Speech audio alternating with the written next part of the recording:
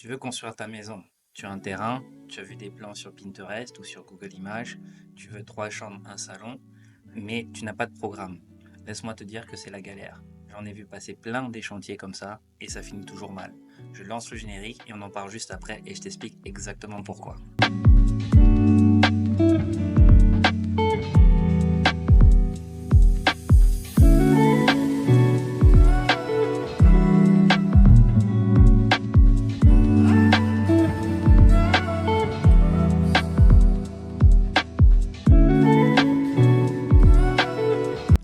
Bienvenue à tous, bienvenue sur Archibarlou. Ça y est, maintenant vous connaissez la musique. Je m'appelle Jérémy Barlin, je suis architecte. Ça fait 10 ans que je travaille au Cameroun, que j'ai mon agence au Cameroun. Ça fait 15 ans que je fais ce métier. J'étais diplômé à Paris.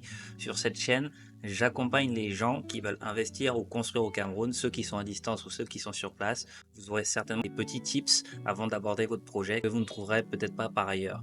Avant de commencer, je vous partage une petite anecdote. Ça y est, la semaine dernière, j'ai été interpellé par quelqu'un que je ne connais pas qui m'a dit: mais Jérémy, salut Jérémy, tu sais que je te suis, je suis ta chaîne, hein, non, tes vidéos sont bien, mais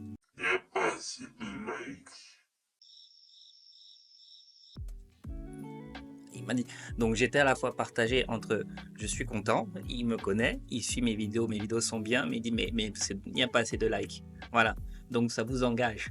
Donc likez, partagez ma chaîne. Quoi qu'il en soit, ça m'a fait vraiment plaisir. C'est pas possible que ce soit ma mère qui regarde les vidéos autant de fois et qui like autant de fois avec des faux comptes. Ça veut dire qu'il y a même des gens que je ne connais pas que ça touche, ça dépasse les frontières. Demain, vous pouvez avoir un projet ou quelqu'un de votre famille peut avoir un projet ou l'ami d'un ami d'un ami et peut-être qu'elle sera bien contente de trouver une chaîne, de trouver avant de se lancer dans un projet, 2 ou 3 conseils qui pourraient peut-être éviter des désagréments plus tard.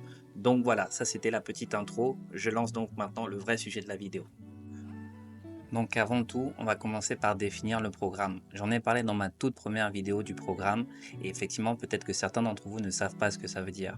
Alors, le programme architectural est un document ou une réflexion qui définit clairement les besoins, les usages, les contraintes et les priorités d'un projet de construction. Qu'est-ce qu'on veut construire, pour qui, pourquoi et dans quelles conditions. En gros, c'est la base de travail d'un architecte. Donc une sorte de cahier des charges qui définit effectivement ce qu'on attend du projet. Donc je pense que là, ça situe tout de suite l'importance de ce fameux programme. Pourquoi c'est un problème de ne pas avoir de programme? Alors, le premier problème que ça pose, c'est-à-dire que tout peut changer en cours de route. Je vais essayer de faire une analogie pour que vous compreniez. Imaginez, vous appelez un restaurant, vous voulez commander à manger. Donc vous allez peut-être dire, ok, je veux 3 pizzas, un coca. Moi je vous dis, ok, vous aurez la livraison dans 10 minutes. D'accord, donc vous attendez. Et puis au bout de 9 minutes, vous me rappelez. Moi je suis le restaurant, vous me rappelez. Au bout de 9 minutes, vous me rappelez et vous me dites, non, finalement, vous pouvez rajouter 4 pizzas, alors pour le même prix. Donc j'attends que vous me les livriez. Donc en 10 minutes, l'équivalent de 7 pizzas pour le même prix, alors que moi, ce que j'avais. Ça te dérange pas, Juliette? Tu crois que tu peux? Voilà. Donc la conclusion, c'est qu'au départ, vous attendiez 3 pizzas et un coca à livrer en 10 minutes. Et puis tout d'un coup, au bout de 9 minutes, vous appelez le restaurant pour leur dire non, finalement, je veux 7 pizzas et un coca, toujours pour le même prix. Et j'espère bien que ce sera livré dans 1 minute. Vous vous rendez compte qu'en fait, c'est pas possible. Donc tout ça juste pour vous dire que le programme est une partie fondamentale, je dirais, du contrat. C'est vraiment ce à quoi le client et l'architecte se réfèrent pour pouvoir ensuite justifier du budget, du coût du projet donc, mais aussi du calendrier prévisionnel, des travaux, etc. Parce que donc faire une maison de 3 pièces, c'est pas la même chose que faire une maison de 5 pièces si jamais effectivement 2 pièces se sont rajoutées. Donc voilà le premier problème de ne pas avoir de programme. Le deuxième problème, c'est l'improvisation.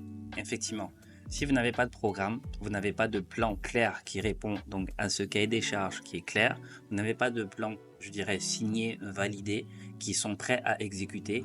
Et effectivement, je vous ai déjà expliqué, quand on est donc architecte et qu'on fait le suivi de chantier, on s'assure que ce qui est construit correspond bien à ce qui a été dessiné, validé. Et quand je parle de valider, c'est validé par vous. Donc sans programme clair, sans plan clair arrêté, sans être capable de pouvoir retracer tout l'historique, je dirais, tout l'historique du projet qui justifie que telle pièce a telle dimension ou telle forme, effectivement, on laisse la place à des improvisations et souvent les improvisations égale surcoût. Donc vraiment, c'est vraiment très important de pouvoir se référer à des documents clairs, signés, validés et arrêtés.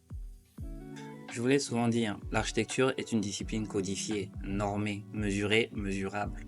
Donc, si vous voulez qu'on résume simplement le rôle de l'architecte, quand vous construisez une maison, vous avez envie que ce soit beau et que surtout ce ne soit pas hors de prix, que votre budget, en tout cas le budget défini au départ, n'explose pas. C'est ce de quoi nous protège justement le programme, à savoir bien contenir le projet. Quand on est architecte, on n'est pas juste là pour effectivement dessiner des plans et faire des choses belles, on est aussi là pour faire le suivi de chantier. J'en ai parlé dans une précédente vidéo.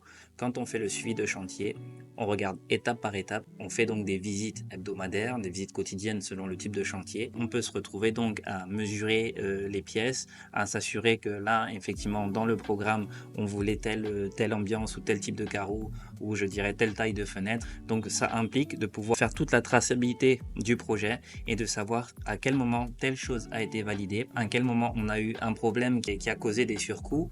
Est-ce que ces surcoûts-là ont été transmis par l'entreprise, ce problème a été transmis par l'entreprise, est-ce que ça a été examiné par l'architecte, examiné par le client et surtout validé?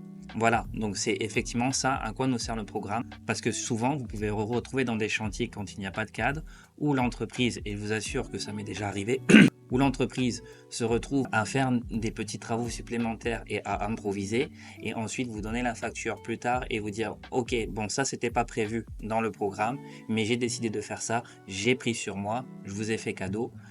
C'est jamais un cadeau, donc voilà, et vous tente donc une facture où vous avez donc un dépassement de budget de X parce que l'entreprise a pris sur elle de faire tel projet qui n'était pas demandé, qui n'a pas été communiqué non plus en aval, mais aussi parce que en amont le programme n'était vraiment pas bien cadré. Donc c'est très important pour éviter que les budgets explosent de bien s'assurer que le cadre est bien défini en amont.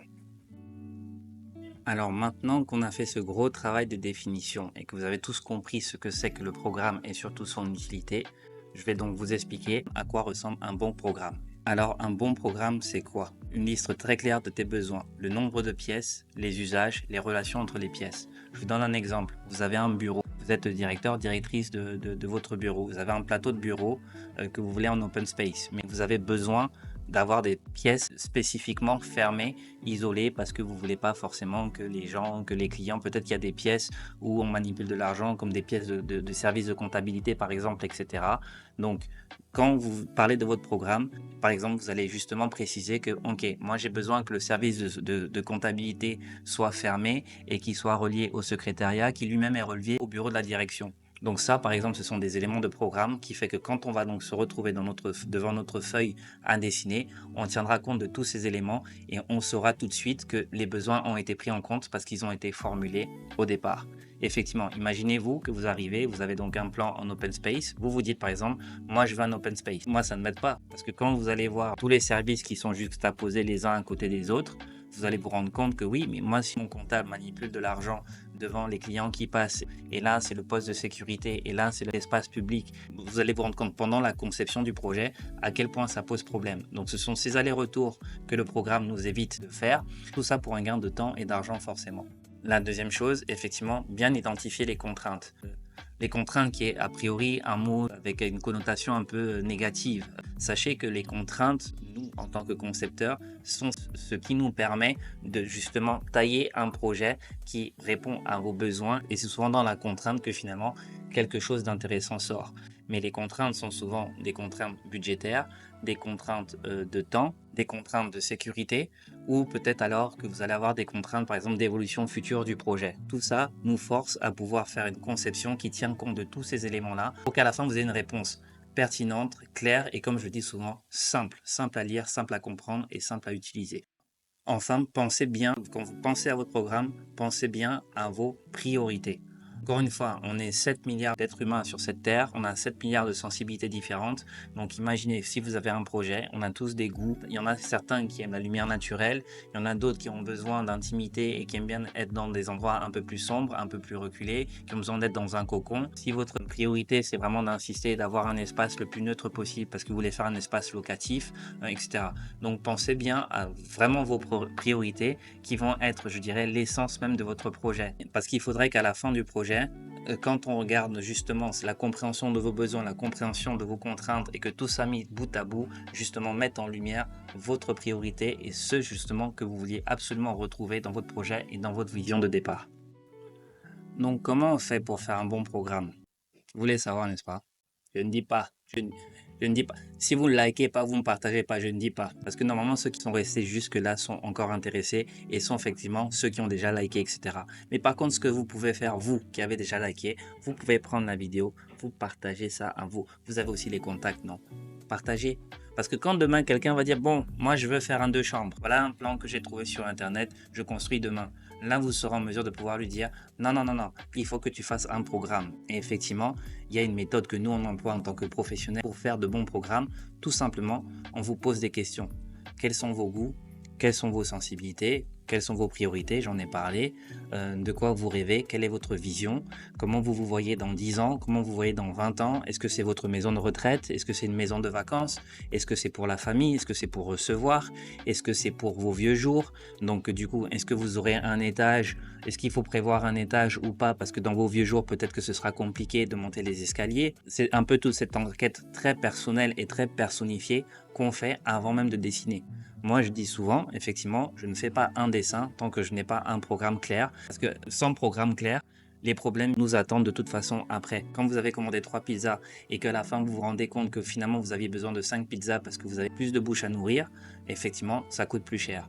Donc vraiment, c'est très important d'être un peu patient et de faire cet exercice de programmation. C'est aussi à ça que servent les architectes. Et ce que moi je fais dans ma pratique de conseil, justement, c'est d'accompagner les gens aussi à penser à leur programme pour pouvoir essayer d'élaguer et de faire un programme qui vous est propre. Construire son programme, c'est un peu comme voyager sans destination. Alors, je vois déjà les personnes un peu babacool qui diraient oui, j'aime bien, voilà, j'aime me perdre, je me laisse aller au gré de là où le vent me mènera. Non, en architecture, c'est pas comme ça. C'est pas le vent qui nous mène, c'est vous qui menez votre projet par l'intermédiaire de nous, mais nous menons le projet parce que vous êtes supposé savoir où est-ce que vous allez. Quand vous faites un projet, vous savez qu'un projet d'une maison de 3 chambres, 2 salles de bain, etc., etc., vous savez que cette maison va être construite par exemple en 8 mois. Donc vous organisez après toute votre vie par rapport à ce délai que va vous donner l'entreprise et l'architecte. Vous savez que dans les 8 mois, vous aurez de l'argent à débourser à tel moment. Vous savez qu'il y aura telle échéance, qu'au mois de juillet, août, il y aura la saison des pluies. Donc vous allez, en fait, toute votre vie va être une partie, en tout cas une grosse partie de votre vie va être vraiment définie par ce projet qui sera en fil rouge. Donc ce n'est pas quelque chose qu'on improvise et qu'il vaut mieux prendre du temps au départ parce que vous savez, on est toujours pressé de construire, on est toujours pressé de dessiner, on est toujours pressé de voir des plans et encore plus de voir des 3D, mais ce n'est pas les 3D qui font le projet. Ce n'est pas les 3D qui font la maison. Ceux qui font la maison, c'est la maison. Et effectivement, pour faire la maison, il faut pouvoir suivre toutes les étapes une par une dans l'ordre. Il y a effectivement des temps qui sont impondérables, mais il faut bien passer par là si on veut qu'un projet soit réussi du mieux possible. Et je vous assure que nous sommes dans un environnement où il y a toujours de la place à l'imprévu. Donc, essayons de limiter au maximum cet imprévu, s'il vous plaît. Donc voilà. Merci encore une fois pour votre fidélité. Chaque semaine, c'est donc un plaisir de pouvoir produire ces petites vidéos qui, j'espère, vous apportent autant que moi, ça m'apporte. Donc voilà. Donc merci de continuer à partager, faire du bruit autour de vous. Dites-moi en commentaire, vous aussi, si vous avez déjà eu des expériences sur des personnes qui ont construit sans programme ou vous avez peut-être un projet, vous ne savez pas comment le rédiger et vous avez besoin d'être accompagné.